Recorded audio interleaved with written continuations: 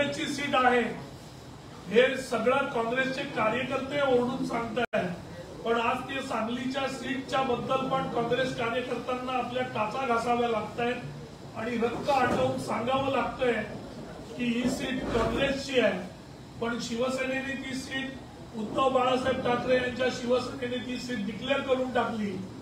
म्हणजे याच्यातून दिसतंय की काँग्रेसची यांच्या शिवसेनेने ती सीट डिक्लेअर करून टाकली। म्हणजे याच्यातून दिसतंय की काँग्रेसची परिस्थिती काय आहे आणि हीच परिस्थिती भिवंडीला पण आहे। भिवंडीची सीट काँग्रेसचा परंपरागत मतदारसंघ असताना पण शरद पवार गटाने ती सीट जाहीर करून टाकली।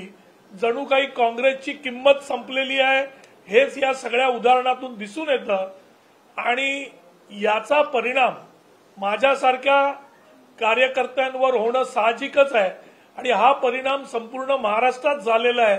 महाराष्ट्रातले सगळे काँग्रेसजन हे दुःखित आहेत, दबावाखाली आहेत आणि त्यांना कळत नाहीये की पुढचं भविष्य काय आहे आणि त्यांना ते भविष्य दाखवण्यासाठी आज गुढीपाडव्याच्या मुहूर्तावर विजयाची गुढी आदरणीय मुख्यमंत्री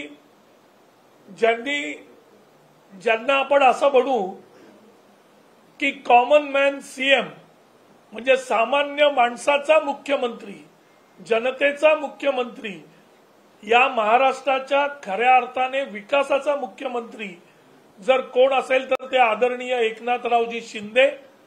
आणि ज्या पद्धतीने एकनाथरावजी शिंदे साहेबांनी गेल्या 2 वर्षामध्ये जे कामगिरी केलेली आहे ती कामगिरी महाराष्ट्राच्या इतिहासात एवढ्या कमी वेळात, अगदी मी आकडेवारीने सविस्तर पुढे बोलेल नंतर आपल्याबरोबर, पण या 2 वर्षामध्ये जे केलेलं काम आहे ते महाराष्ट्राच्या इतिहासात नव्हे तर भारताच्या इतिहासात एवढ्या कमी वेळात एवढं जास्त काम कोणत्याच मुख्यमंत्र्यांनी केलेलं नाही।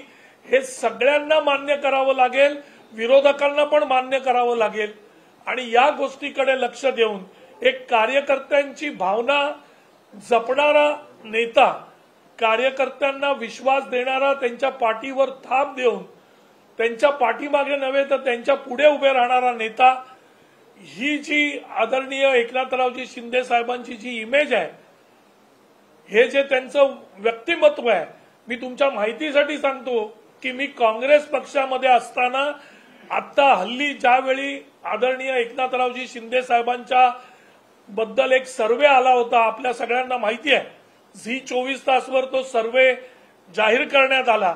मी काँग्रेसचा प्रवक्ता असताना त्या सर्वेमध्ये तो प्रश्न होता 5:10 की एकनाथरावजी शिंदे एवढे पॉप्युलर मुख्यमंत्री कसे, एवढे सगळ्यांना आवडणारे मुख्यमंत्री कसे, आणि मी विरोधात असताना सांगितलेलं आहे, हे ऑन रेकॉर्ड आहे चॅनलवर, की ज्या माणसांना, ज्या मुख्यमंत्र्याला सामान्य माणूस कधीही भेटू शकतो, सामान्य माणसाला बघितल्यावर त्याच्या चेहऱ्यावरून त्याचं दुःख काय ज्या मुख्यमंत्र्याला कळतं, जो मुख्यमंत्री 20-20 तास दिवसाचे काम करतो, असा मुख्यमंत्री नक्कीच हा सगळ्यांना आवडणारा असणार, हे मी काँग्रेसचा प्रवक्ता असताना मी चॅनलवर सांगितलेलं आहे। त्याच्यामुळे मी आज प्रवेश केला म्हणून मी हे बोलतोय असं नाही आहे, मी काँग्रेसमध्ये असताना हे बोललेलो आहे आणि माझ्यावर खूप टीका झाली, पण मी नेहमी जे खरं आहे ते बोलतो आणि मी बोलताना कोणालाही घाबरत नाही आणि अशाच नेत्याबरोबर मला काम करायला आवडेल की जो त्याच पद्धतीने या महाराष्ट्राच्या राजकारणामध्ये वागतोय। आणि मी माझं भाग्य समजतो की मला एकनाथरावजी शिंदे साहेबांनी ही संधी दिली आणि महाराष्ट्राच्या विकासासाठी, कार्यकर्त्यांच्या उद्धारासाठी आणि संपूर्ण महाराष्ट्रात जे छत्रपती शिवरायांचं जे स्वप्न होतं ते खऱ्या अर्थाने साकार करण्यासाठी आदरणीय एकनाथरावजी शिंदे साहेबांबरोबर मी जाण्याचं ठरवलेलं आहे। आणि मी आपल्या माहितीसाठी सांगतो की माझ्या संपर्कात काँग्रेस पक्षातील, इव्हन उद्धव बाळासाहेब ठाकरे पक्षातील हजारो कार्यकर्ते आहेत की जे अशा पद्धतीने या संपूर्ण राजकारणाचा उभं आलेला आहे आणि त्यांना नेता नाही आहे, कारण हे सगळे नेते एअर कंडिशन मधले नेते आहेत, पण जनतेमधला नेता, रस्त्यावर उतरून काम करणारा नेता जर कोण असेल तर अशा नेत्याची गरज या महाराष्ट्राला आहे आणि तो नेता एकनाथरावजी शिंदे आहेत. आणि म्हणून मी आज एकनाथरावजी शिंदे यांच्या नेतृत्वाखाली, या आदर्श मुख्यमंत्र्यांच्या नेतृत्वाखाली मी आज शिवसेनेमध्ये प्रवेश केलेला आहे. जय हिंद, जय महाराष्ट्र, जय भीम.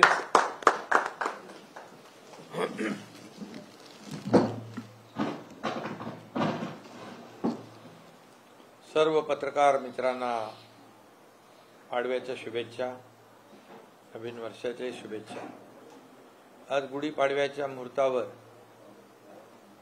काँग्रेसचे ज्येष्ठ प्रवक्ते आणि महाराष्ट्र प्रदेश काँग्रेसचे सरचिटणीस राजू वाघमारे यांनी शिवसेनेमध्ये प्रवेश केलाय. मी त्यांचं शिवसेनेमध्ये मनापासून स्वागत करतो आणि त्यांना शुभेच्छा देतो.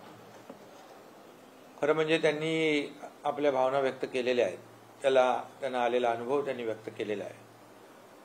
गेल्या 1.5-2 वर्षामध्ये जे सरकार आम्ही स्थापन केलं, या सरकारच्या माध्यमातून सर्वसामान्य माणसाला काय हवंय, काय नको, त्याच्या गरजा काय, त्याचे प्रश्न काय, अगदी शेतकरी, कष्टकरी, कामगार, महिला भगिनी, युवा आणि ज्येष्ठ, सगळे व्यापारी असतील, उद्योजक असतील, या सगळ्यांच्याच प्रश्नांना स्पर्श करण्याचं काम, त्यांना न्याय देण्याचं काम आपल्या सरकारने केलं. मी मुद्दाम सांगेन की आज जो आपला मोठा उत्साह, जल्लोष आज गुढीपाडव्याच्या निमित्ताने आपण पाहतोय, जर सरकार बदललं नसतं तर हे सण आपल्याला उत्सव साजरे करता आले नसते. कारण प्रकल्पांवर बंदी होतीच, प्रकल्प थांबवले होते, प्रकल्पांमध्ये स्पीड ब्रेकर घातले होते. आपल्या वैयक्तिक अहंकारामुळे राज्याला अधोगतीकडे नेण्याचं काम सुरू होतं. शेवटी प्रकल्प थांबले म्हणजे राज्य मागे गेलं. राज्यातले लोकांच्या खिशातले पैसे वाढले, कालावधी वाढला आणि म्हणून त्यावेळेस सण आणि उत्सवांमध्ये देखील बंदी होती. आपल्याला माहित आहे की आम्ही जेव्हा सरकार स्थापन केल्याने पहिला गोविंदाचा सण आला होता आणि आम्ही म्हणालो बिंदासपणे सण उत्सव साजरे करा आणि आपली परंपरा, आपले सण हे आपण जोपासले पाहिजे. आणि तेव्हा सगळं सुरू झाल्यानंतर कोविड पण आपल्या सरकारच्या कामाला बघून पळून गेला. नाही तर कोविड करत राहिले असते तर जपानमध्ये कोविड आला आणि अमेरिकेत कोविड पेशंट वाढले की त्याचा डायरेक्ट परिणाम महाराष्ट्रात व्हायचा.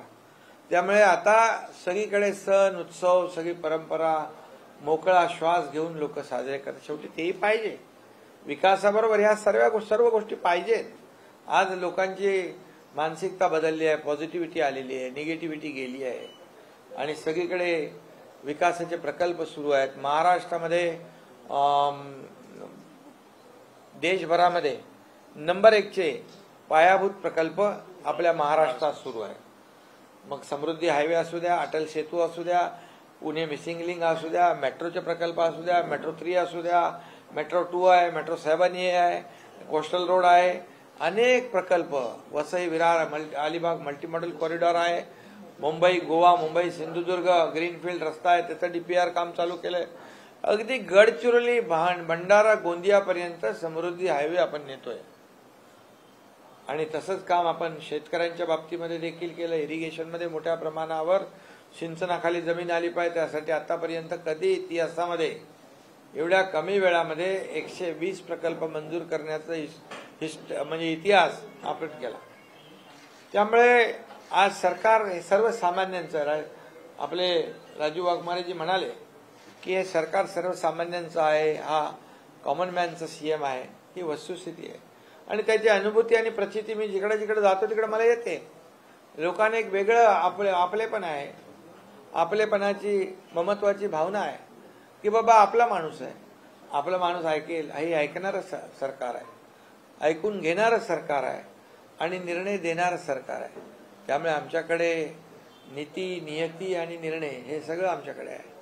बाकी आता त्यांनी सांगितलं काँग्रेसची काय परिस्थिती. नॅशनल पार्टी, आता 2 पार्ट्या ज्यांच्याकडे झेंडा पण नाही, अजेंडा पण नाही, पण त्यांनी नॅशनल पार्टीलाच कॅप्चर केलंय, हायजॅक करून टाकलेलं आहे. आता नॅशनल पार्टीचं काय होणार. म्हणून आता वाघमारेजी आपल्या पुढचं जे काय प्रत्येकाला भवितव्य तर लागतं, मेहनत करतात. किती 35 वर्ष काम केलं तुम्ही, 30-35 वर्ष काँग्रेसची प्रामाणिक सेवा केली. काँग्रेसमध्ये प्रवक्ते पण त्यांचं सगळं मी बघतो का डिबेटमध्ये चर्चा मुद्देसूद असते, त्यांची एव्हिडन्स सकट असते आणि सरचिटणीस म्हणून देखील काम त्यांनी चांगलं केलं आणि एक चांगला कार्यकर्ता, चांगलं आपलं सरकारचं काम आणि मुख्यमंत्र्याचं काम पाहून आज आमच्यासोबत त्यांनी येण्याचं ठरवलंय, निर्णय घेतलाय. याबद्दल खरं म्हणजे त्यांच्या अनुभवाचा जो फायदा आहे नक्की आपल्या शिवसेनेला होईल. कारण शिवसेनेमध्ये देखील अनेक लोक गेल्या 1.5-2 वर्षामध्ये लोकप्रतिनिधी असतील, संघटनेचे आमचे पदाधिकारी असतील, शिवसैनिक असतील, लाखोंच्या संख्येने रोज येत आहेत. तुम्ही दररोज आपण पाहताय. मुंबईमधलेच उबाठाचे 48 नगरसेवक शिवसेनेमध्ये सामील झालेले आहेत. आणखी इतर पक्षाचे जवळपास 60 लोक शिवसेनेमध्ये मुंबईतले आले, सिटिंग कॉर्पोरेटर आणि इतर महापालिका, इतर जिल्हा परिषदा, हे सगळं सुरू आहे. याचं कारण एवढंच आहे की त्यांना एक विश्वास आहे की हे काम करणारे लोक आहेत, घरी बसणारे लोक नाहीत. घरी बसून फक्त टीका, शिवाशाप, फेसबुक लाईव्ह काय हे सगळं आमच्याकडे नाही. आमचं आपलं डायरेक्ट जे काय असेल ते डायरेक्ट आहे, जनतेत लाईव्ह आणि जनतेतलं लाईव्ह आम्ही काम करतो. आम्ही जनतेतले लाईव्ह आहेत, ते फेसबुक लाईव्ह आहेत. ठीक आहे. त्यामुळे एक फरक लोकांना कळतो. लोकांना काय पाहिजे? लोकांना काम पाहिजे, लोकांना विकास पाहिजे आणि विकासाच्या मुद्द्यावरच आम्ही काम करतोय. मोदी साहेब देखील केंद्रातून आम्हाला मदत करतात. डबल इंजिनचं सरकार, फास्ट आमचे निर्णय होत आहेत. अहंकारामुळे कधीही कोणी आपल्या राज्य सरकारने केंद्राकडे कधी मदत मागितली नाही का? काय आपला कमीपणा होणार आहे? आज आम्ही जातो, प्रस्ताव ठेवतो, प्रस्ताव मंजूर करतात. वंदे भारत ट्रेन किती दिल्या? रेल्वेसाठी खूप मोठ्या प्रमाणात 35,000 कोटीची तरतूद केली. शेतकऱ्यांसाठी तरतूद केली. मराठवाडा वॉटर ग्रीड जे आहे ते यांनी भासणात बुंडाळून टाकलं. जलयुक्त शिवार योजना जी चांगली लोकांसाठी, शेतकऱ्यांसाठी होती ती बंद केली का? द्वेषापोटी, आकसापोटी. तुम्ही कुणाचं नुकसान करताय? शेतकऱ्यांचं, राज्याचं. आणि म्हणून आम्ही ते सगळं सुरू केलेलं आहे. महिलांसाठी आम्ही आज किती योजना केल्या.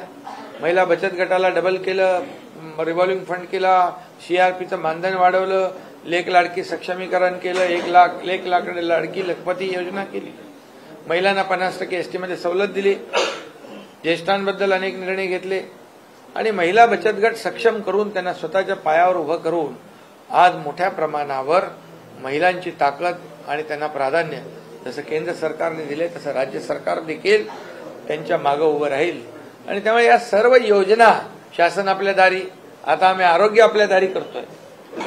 बाळासाहेब ठाकरे आपला दवाखाना 700 ठिकाणी आपण केलाय, मुंबईत 250 ठिकाणी केलाय, ठाण्यात जवळपास आम्ही 100 ठिकाणी केलाय आणि संपूर्ण महाराष्ट्रामध्ये त्याचं आम्ही व्याप्ती वाढवतोय. आणि त्यामुळे हे जे काय म्हणजे राज्यामध्ये सर्व सेक्टर जे आहेत या सेक्टरमध्ये आम्ही सरकार मोठं काम करते. आणि म्हणून राजू वाघमारेजी, आपण आज एक चांगला निर्णय घेतलाय. चांगल्या दिवसाचं औचित्य साधून आपण जो विश्वास दाखवलाय, आपल्या कामाचा अनुभव नक्कीच आपल्याला इथं मिळेल आणि तुम्हालाही आपल्या, मी देखील काही इथे नेता म्हणून किंवा मुख्यमंत्री म्हणून कधी मला स्वतःला समजत नाही. आपण एक टीम आहोत.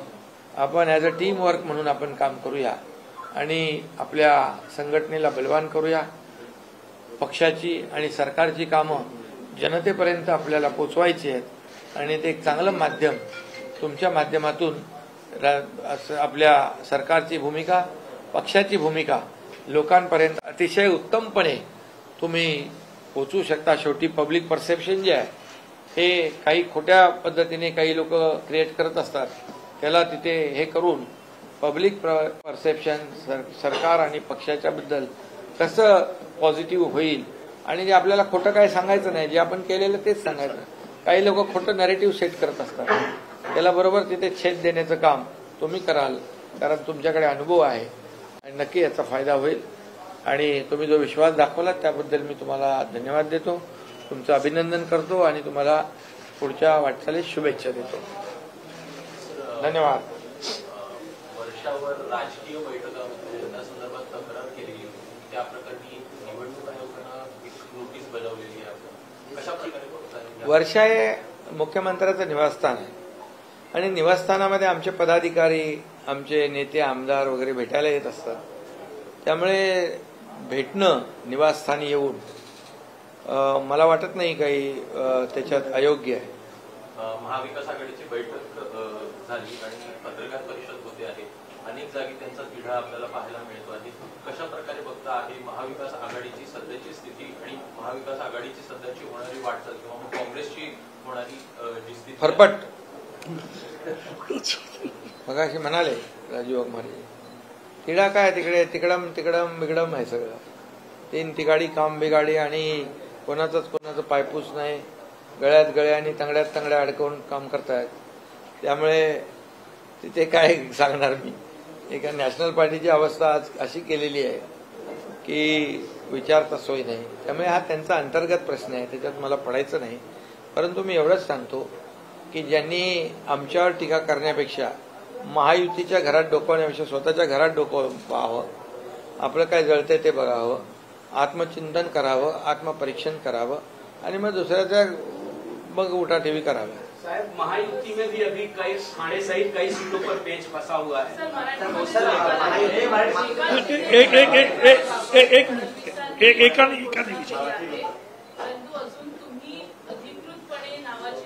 श्रीकांत शिंदेचा प्रचार पण सुरू झालाय, काम चालू आहे. आणि बाकी पण जे उमेदवार आहेत त्याही लवकर त्याचा निर्णय होईल. तुम्ही महायुतीची चिंता करू नका. तिकडे फक्त महाविकास आघाडीची चिंता करा, कारण तिकडे एकाच ठिकाणी 2-2, 3-3 उमेदवार त्यांचेच उभे राहत आहेत. तसं आमच्या महायुतीत नाही. काही कार्यकर्ते काल आपली भेट घेतलेली आहे. संजय राऊत पुढच्या लोकसभेत श्रीकांत शिंदे दिसणार नाही, मात्र तिकडच्या विकासाच्या कामावरती बघता कोण बोलले? संजय राऊत पुढच्या लोकसभेत दिसणार नाही, मात्र विकासाच्या मुद्द्यावरती तिकडे नेहमीच ते गेलेत, ते आमच्यामुळे गेलेत. यापुढे थोडं त्याचं जरा त्यांनी जाणीव ठेवावी. यापुढे ते दिसणार नाही. 4 से 5 ची घोषणा आहे, पण यावेळी मुंबईकरांनी त्यांना तडीपार करणार आहे. कुणाला? आपला गट आदित्य ठाकरे म्हणते आहे की मोदी साहेबांनी 4 से 5 ची नावं दिलेली आहे आणि ह्यावेळी जे जनता आहे मुंबईकर ते तडीपार करणार आहे लोकांना. अरे आता जे पक्ष एकत्र आलेत ना, त्या राज्यामधून तडीपार झालेले आहेत. तडीपार झालेले लोक दुसऱ्याला कसं तडीपार करणार? आपल्याला माहित आहे ना. त्या राज्यामधून झालेले तडीपार एकत्र आलेत. आता त्यांच्याकडे मोदीजींना तडीपार करण्याची तेवढी अधिकार आहे का? त्यांच्याकडे तेवढी ताकद आहे का? एक तरी त्यांचा पीएम म्हणजे प्रधानमंत्री पदाचा उमेदवार तरी ठरवू शकलेत का ते? त्यांच्याकडे नीती ना, नियत ना, निर्णय काही नाही. त्यांचं मी कालही म्हणालो, त्यांचं एकच आहे, कट, कमिशन आणि करप्शन. दुसरं काय? 50-60 वर्ष त्यांना जाहीरनामा जो दिला, तो जाहीरनामा देण्याचा त्यांना अधिकारच नाही. 50-60 वर्षाचा पहिला हिशोब दिला पाहिजे की आम्ही काय केलं. आणि 10 वर्षाचा हिशोब मोदीजींकडून मागितला तर मोदीजी ताबडतोब समोर ठेवतील. कारण 10 वर्षामध्ये जे 50-60 वर्षात केलं नाही ते 10 वर्षामध्ये केलं, हे जनतेच्या समोर आहे. आणि म्हणून जनतेने ठरवलंय, गॅरंटी घेतली मोदीजींना तिसऱ्यांदा प्रधानमंत्री बनवायचं.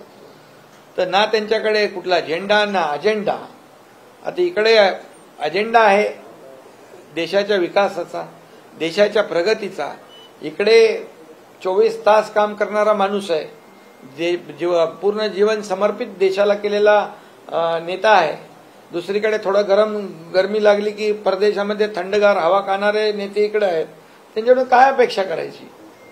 त्यामुळे तुम्हाला एवढंच सांगतो की जे आज ज्या पद्धतीने आरोप करतायत, हे आरोप 2014ला पण त्यांनी केले. तेव्हाही त्यांची परिस्थिती जनतेने कशी केली माहित आहे. 2019ला पण त्याहून जास्त आरोप केले. त्याही वेळे 2019ला मला वाटतं विरोधी पक्ष नेत्याच्या एवढे पण आले नाही ना खासदार? का आले होते? नव्हते. विरोधी पक्ष नेता बनू शकले नाही. आता 2024ला सगळे आले एकत्र. आणि एकत्र आल्यानंतर एक एक कधी पळाले माहीतच नाही. आता जे राहिलेले आहेत ते पण शेवटपर्यंत त्यांची आघाडी होते का माहीत नाही आपल्याला. त्यामुळे मोदीजींना 2024ला आतापर्यंत जेवढे जागा मिळाल्या नव्हत्या ते सर्व रेकॉर्ड जे आहे या निवडणुकीमध्ये ते मोडतील आणि म्हणून त्यांनी विश्वासाने 400 अब की बार 400 पार हा नारा दिलेला आहे. काल मी पाहिलं चंद्रपूरला मोदी साहेबांची सभा झाली. एकदम असे लोक पूर्णपणे सभेमध्ये हजारो लाखो लोक आणि 10-10, 15-15 किलोमीटरपर्यंत गाड्यांच्या रांगा होत्या. हे जरा महाविकास आघाडीने पाहावं आणि मग तडीपारीची भाषा करावी. सर ते सांगत आहे की मिंदे गट जे आहेत मिंदे गटला जनता यावर तडीपार करणार आहे. अरे मी मगाशीच सांगितलं ना, तडीपार लोक तडीपार कसं काय करू शकतात? जी तडीपार जनतेने ज्यांना तडीपार केलंय, गुन्हे दाखल होतात ते तडीपार होतात. त्यांच्यावर ऑलरेडी गुन्हे आणि दाखल झाले. दुसरी गोष्ट सत्तेसाठी आणि मुख्यमंत्री पदासाठी मिंदेपणा कोणी केला 2019ला? म्हणजे आयडिओलॉजी शिवसेना भाजप पार्टीचं गठबंधन होतं. गठबंधन सरकार बनायला पाहिजे होतं, पण खुर्ची आणि सत्तेसाठी हे सगळं आपले विचार, बाळासाहेबांचे विचार बाजूला ठेवले, त्याला मुठमाती दिली आणि ते त्यांनी मिंदेपणा केला ना सरकार बनवण्यासाठी, मुख्यमंत्री पदासाठी. मग मिंदे कोण हे सांगा मला. बावनकुळे आणि इत्यादींच्या सभेला इतकं महत्व नाहीये. 3 शहाणे दिसतात, 3.5 शहाणे असं दिसतात. असं राहुल मला काही जण अर्धवट शहाणे दिसतात. राहुल गांधी संजय राहुल महाराष्ट्र ते अर्धवट आहेत. हा, ते म्हणतात की महाराष्ट्र राजकारणात अर्धवट शहाणे दिसतात. कोण म्हणाला? संजय राहुल. त्याला मी उत्तर कशाला देऊ? आमचं ते नरेश मस्के हा, मी देईन तुम्हाला उत्तर. अर्ध आहे का पाव आहे ते? विधान परिषदेचे तिथे आपल्याकडे जागा आहे नाही.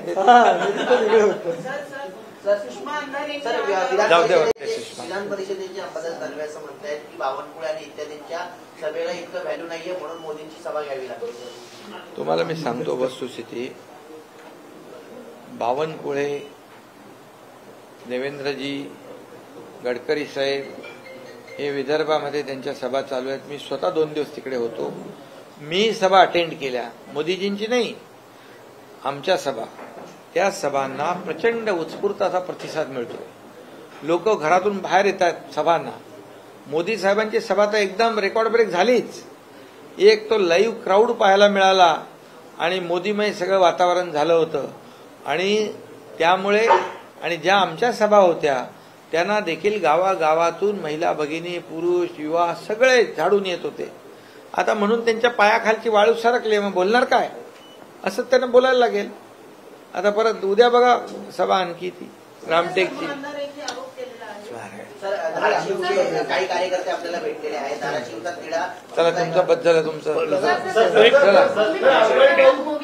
ठिकाणी 1, 2, 3 किती बऱ्याच त्यांच्या जागांचा तिढा आहे. कसं महायुतीचं चित्र उर्वरित जागांचं दिसू नये म्हणून थोडं लांबलंय का? म्हणून थोडं महायुतीमध्ये बिलकुल काही ताणतणाव नाही. चित्र दिसू नये म्हणून थोडं तसं अनाउन्समेंट होणार का? हे राजकीय समीकरण आहेत. ही निवडणुकीची स्ट्रॅटेजी आहे. तुम्हाला कळेल 4 तारखेला किती महायुतीचे आले आणि किती महाविकास आघाडी कुठे गेली ते.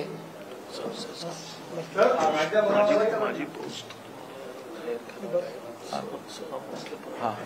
संजय राऊत म्हणताय की तिथे प्रचार करणार आहे, तिथे मोदी प्रचार करणार आहे. सर्व ठिकाणी त्यांची सीट कमी होणार आहे. मोदी प्रचार करत त्यांची सीट कमी होणार आहे. 4 तारखेला कळेल ना. आता कसं कळणार? ते तर कधीपासून म्हणत होते सरकार पडणार पडणार पडणार पडणार. पडलं का?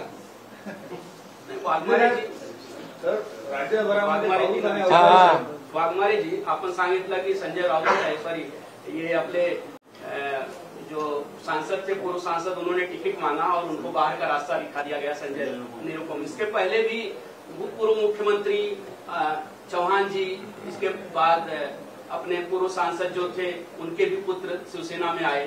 तो क्या लगता है आपको, केंद्रीय नेतृत्व की कमी है या स्थानीय या स्टेट नेतृत्व में कुछ कमी है? और क्या लगता है कांग्रेस हद पार हो गई है? पुणे, कोकण और इधर से एक भी उम्मीदवार दोनों तरफ इस तरीके का माहौल है. केंद्रीय नेतृत्व में भी कमी है और महाराष्ट्र के नेतृत्व में भी बहुत सी कमी है. महाराष्ट्र में तो नाना पटोले छोड़ के कोई नेता कांग्रेस में है कि नहीं वो भी पता नहीं चल रहा है, क्योंकि कोई बात ही नहीं करता है. तो सवाल ये है कि नेतृत्व ही नहीं है. तो इसीलिए कांग्रेस पार्टी की जो अवस्था है वो किसी को किसी में तालमेल नहीं है. कार्यकर्ता नाराज है, भटक गए हैं और कार्यकर्ता बोल रहे हैं कि अभी हमारा रखवाला कौन है।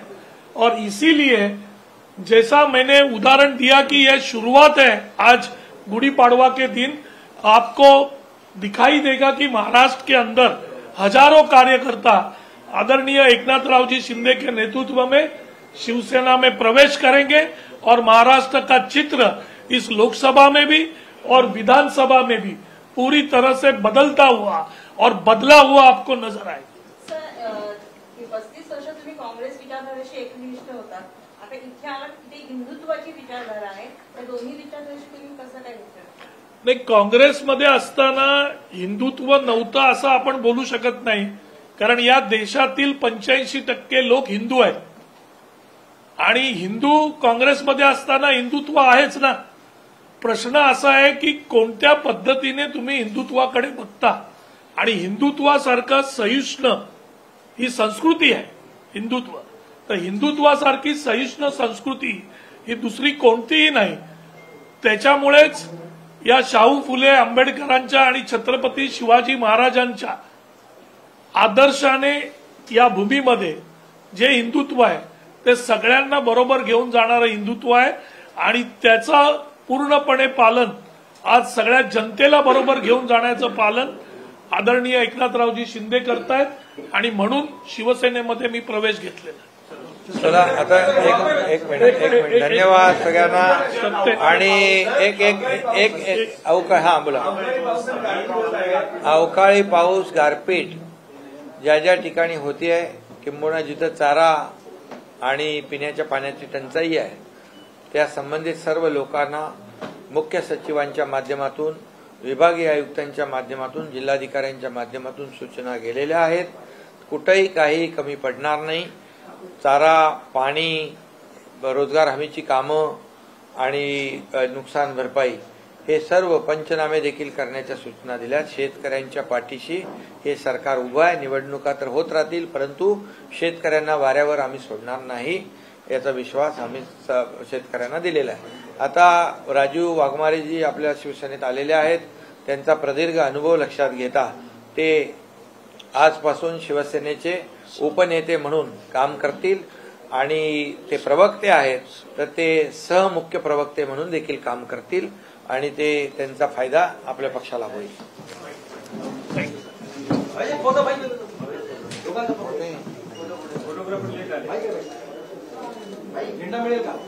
झेंडा घ्या ना, घेतो झेंडा आमच्याकडे, झेंडा